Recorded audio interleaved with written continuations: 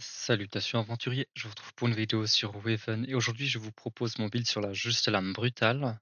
Alors c'est un build fort peu original étant donné que pratiquement tous les builds juste lame brutale se jouent de la même manière aujourd'hui. Cependant, vu que je suis un grand fan des gains d'armure, je me devais un jour de sortir une vidéo sur la juste lame brutale. Donc avant de vous parler plus en détail du build, je vais vous parler des passifs que je suis allé chercher sur le personnage.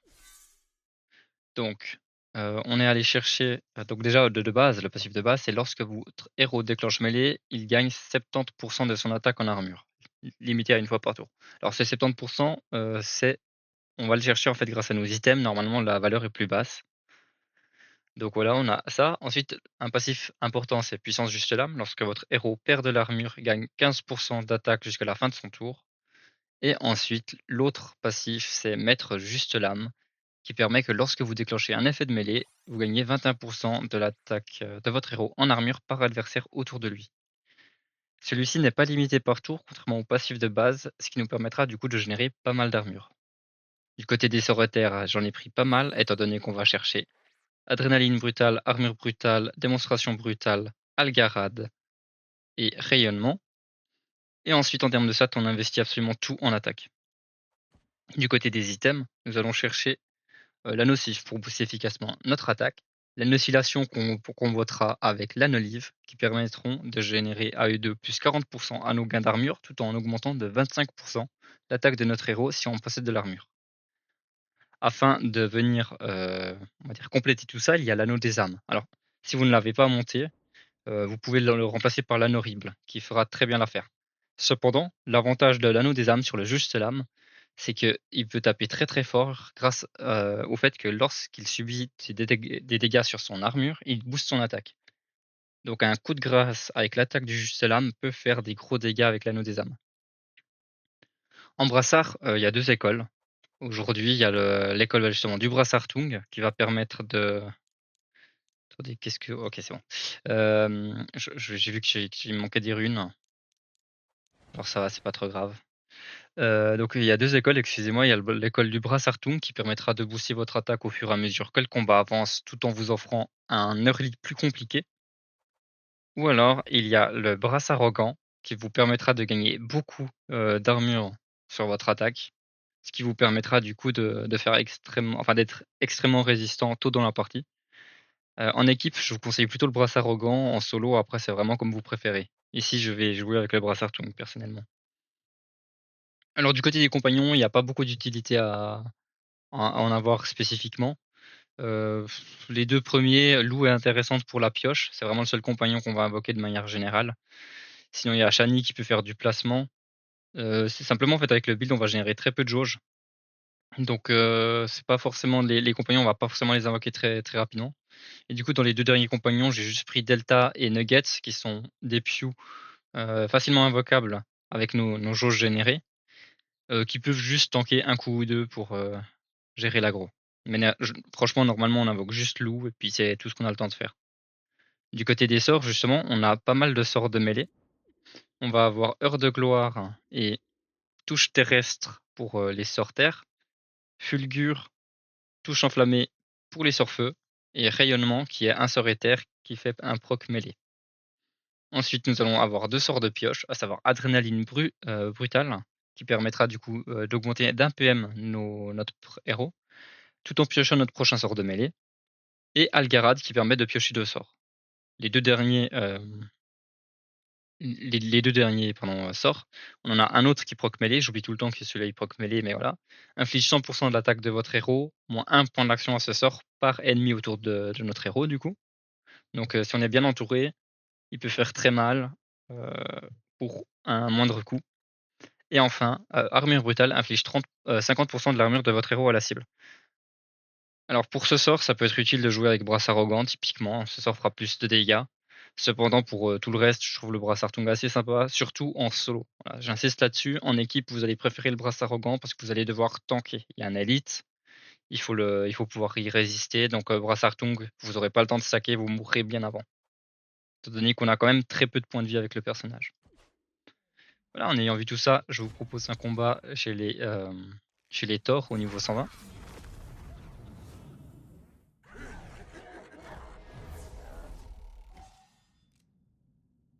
Donc voilà, T1, je vais pas vouloir trop m'avancer. Je vais juste faire de la pioche.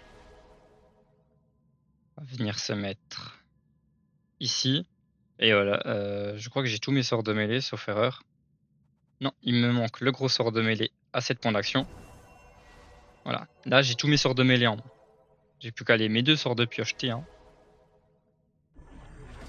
Et du coup pour le prochain tour je suis très bien.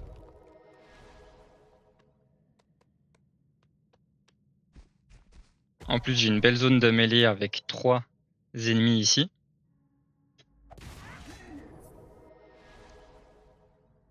Alors...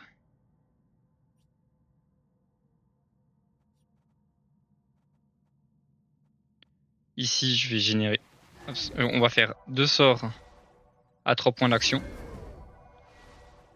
Donc je monte à 1100 d'armure sur ce tour. Prochain tour je ferai rayonnement et heure de gloire. Et là, vous voyez que je suis déjà en train de repiocher les sorts de pioche que j'ai utilisés au tour précédent. Donc voilà, là, on va prendre extrêmement cher, mais c'est très bien. Ça nous permet de booster notre attaque.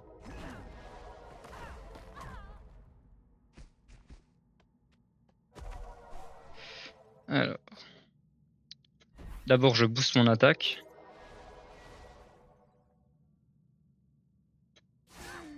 Et là, je continue à stacker mon armure. Donc ce qu'il faut savoir, c'est que bon, alors, malheureusement, comme j'ai été repoussé, j'ai dû me rapprocher. Cependant, si je n'avais pas été repoussé, j'aurais lancé Heure de gloire sur mon personnage. Ça aurait fait des dégâts à mon armure et ça aurait du coup boosté mon attaque. Ça, c'est un truc qu'il faut savoir avec le juste lame. Si vous vous tapez, vous allez booster votre attaque.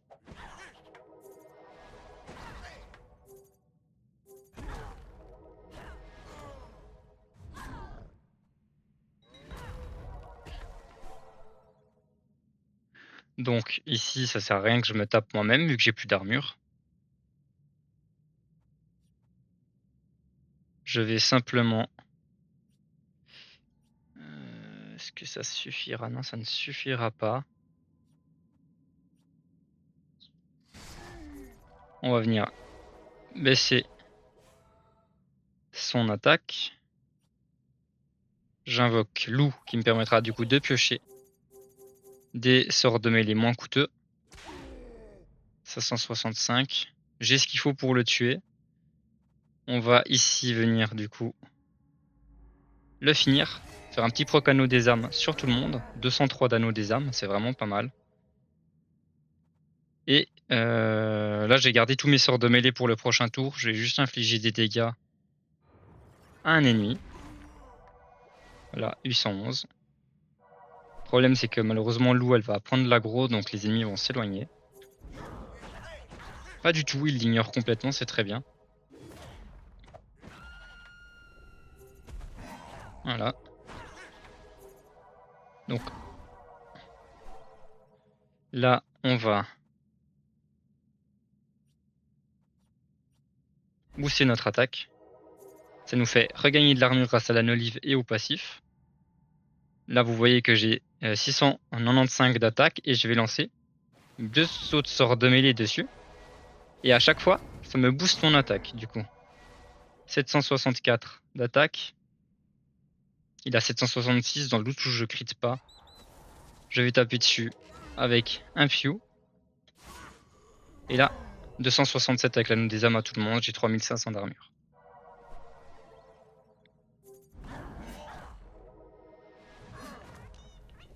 C'est génial, on a de nouveau full effet de mêlée. Vous voyez que je suis intombable ici. Je vais en profiter pour piocher sur ce tour. Je n'ai pas besoin de générer plus d'armure.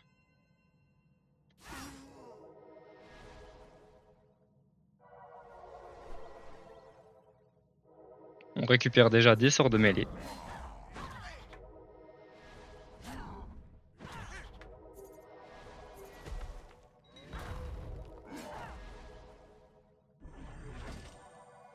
Donc vous voyez là, si j'avais joué Brasse Arrogant, je serais sûrement full life à l'heure qu'il est, mais du coup j'aurais pas autant d'attaque sur ce tour-ci.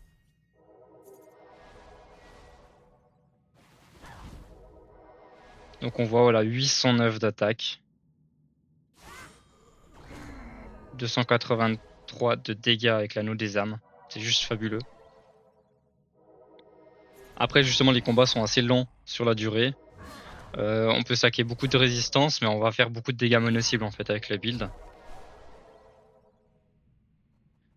Donc là, de nouveau, on va venir booster un petit peu notre attaque encore une fois. Je vais prendre le Pew, me taper dessus avec pour booster encore un peu l'attaque. 50% de l'armure.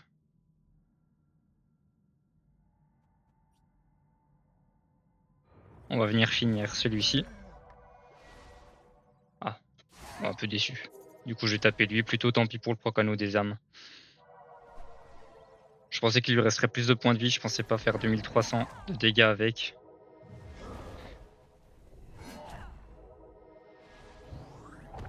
Voilà, ça c'est super, il vient faire un petit effet de mêlée sympa.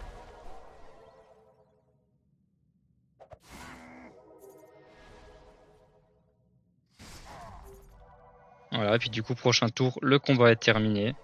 J'ai juste à en taper un des deux, l'anneau des âmes tuera l'autre.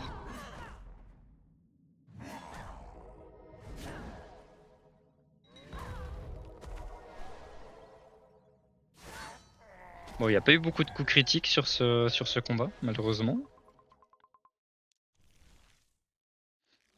Mais vous voyez que malgré tout, le combat se passe très bien, j'étais très safe. Si vous avez des petits problèmes de survie avec un brassard Tung, n'hésitez vraiment pas, hein, le brassard arrogant fonctionne pareillement. C'est juste que pour l'anneau des âmes, par exemple, il sera un petit peu plus lent à mettre en place. Si vous n'avez pas l'anneau des âmes, du coup aussi, pareil, l'anneau horrible fonctionne bien. Le brassard arrogant fonctionne bien. Donc il y a des variantes à faire selon vos préférences. Et du coup, sur ces belles paroles, j'espère que cette vidéo vous aura plu et je vous dis à bientôt pour une prochaine vidéo.